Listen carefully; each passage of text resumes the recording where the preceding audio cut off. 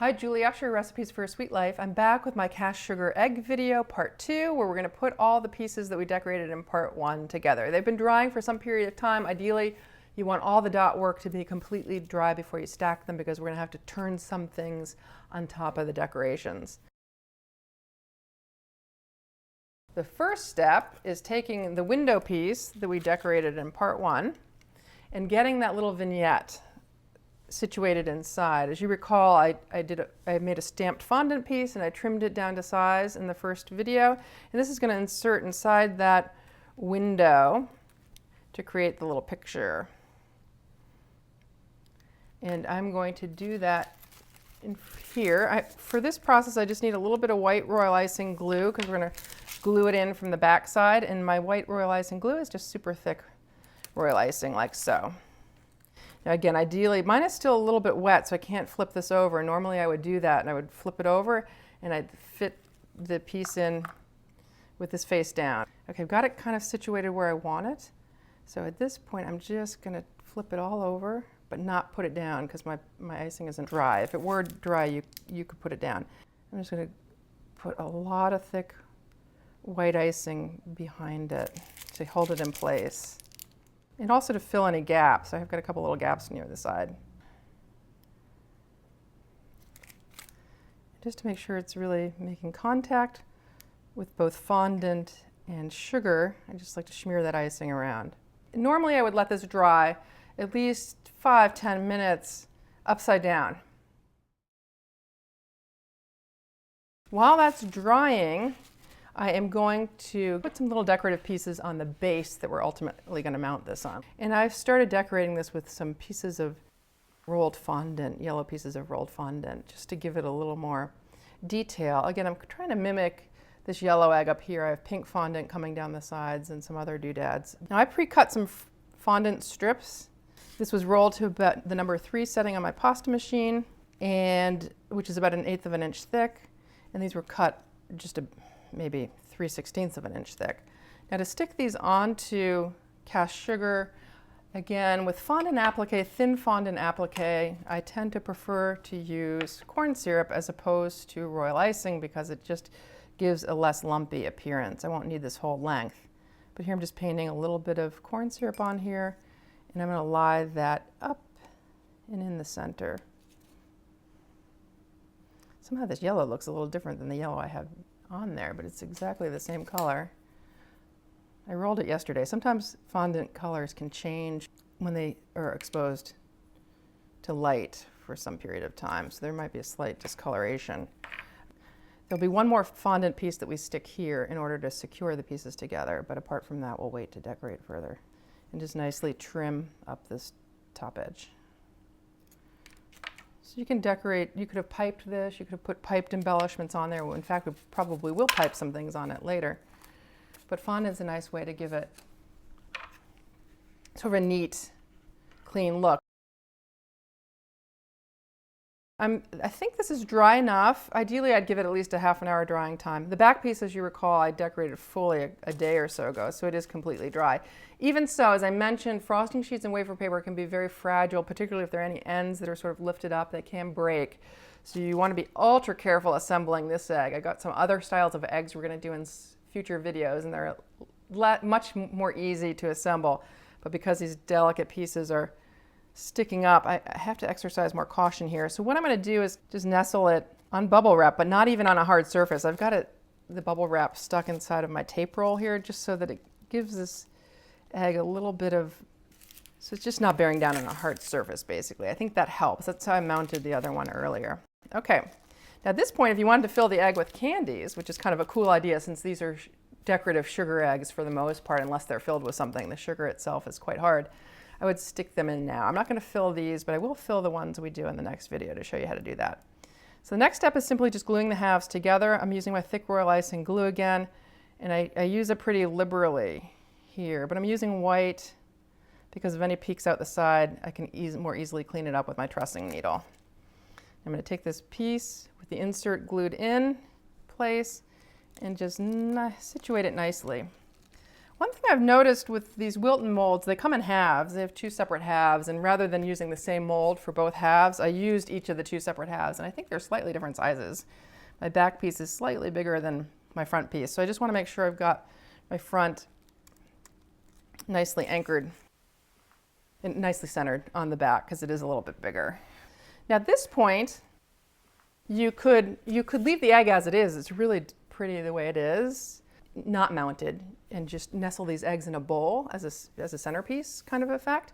But I do want to mount this one, and in order to mount it quickly, I am going to put on a fondant border as opposed to a pipe border, because I can probably mount something with a fondant border almost immediately. With a pipe border, I'd have to wait more time for that border to dry. Okay, so I've rolled out some fondant, and let me just show you quickly how I cut this. I have a whole video on ribbon work where I do cover this somewhat, but I have an interesting sort of tracing or mark here, and I just want to show you how I got that. There's a little stitched mark.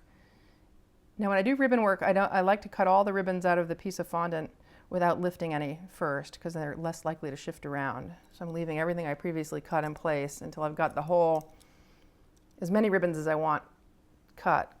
So I'm just using a sewing tool. This is a tracing wheel to create that stitched mark, just running it through to emboss the fondant without cutting through it. And now I am going to cut all the way through to cut the other side of the ribbon. I'm bearing down a little bit on my ruler to apply pressure so that the fondant doesn't slide underneath.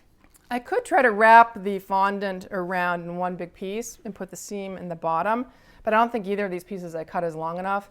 And plus sometimes it's more likely to misshape when I try to get it around a big long piece, a big long area. I don't want it to stretch. So I'm going to do it in halves. And I will probably strategically locate the seam so that it's here where I'm pointing, because I think I'm going to want to put a little flower accent off center up there, and I can hide the seam with that, much in the way I did up here. Okay, so to get the fondant strip on, this is basically a long fondant applique, so I'm using my corn syrup again, just enough to make it sticky but not too slippery. A lot on there, so I'm going to take a little bit off. And I'm going to start by anchoring it up at the seam. It will stretch once it's got the corn syrup on there. A little bit, so you want to handle it delicately. And then just carry it on around, gently guiding it into place. I'm basically anchoring it against the edge of the other green egg.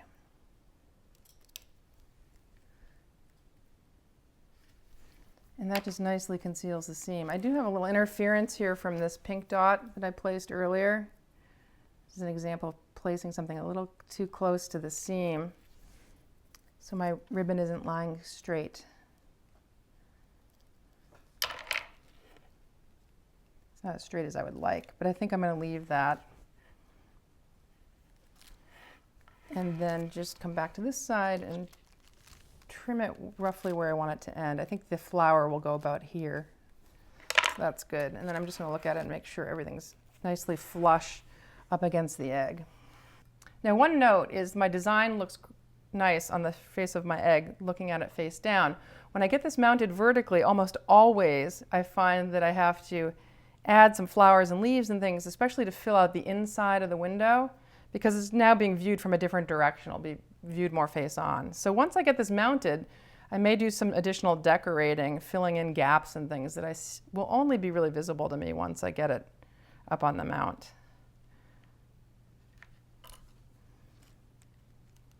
So again, just placing the fondant, securing it to one end, and just meeting up with the other side, hopefully.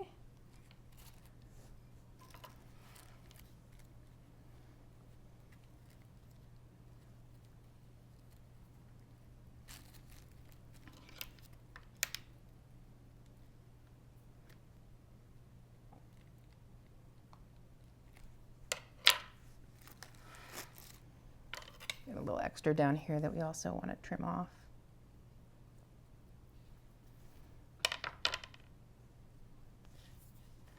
Okay, ideally I would give this also about a half an hour drying time before I mount it, just to make sure that the fondant is really stuck on there the seam, and everything's nice and dry. Okay, now if I were to glue this sugar piece directly to this rock hard sugar, chances are it wouldn't stick very well. So what I'd like to do is actually put a soft, pliable piece of fondant in between. And I did this in my other urn videos as well. So for this, I want it to be pretty thick. I just want a thicker piece. So I'm going to use my rolling pin as opposed to my pasta machine. And just cut a little disc that I know fits that top. I've got one pre-cut, but I kind of smushed it earlier, so I'm going to cut a new one. And then stick that on there while the fondant is still wet. You do want or pliable, you want the fondant to be pliable for this step so that the egg is something to kind of sit into, and that helps keep it upright.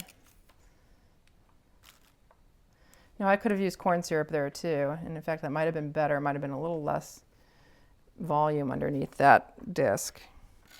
And I'm going to just do this a little elevated up on styrofoam and bubble wrap so that if I have to move this whole thing later, I can move the whole piece while it's still drying, as opposed to my cutting board, which I need to use again.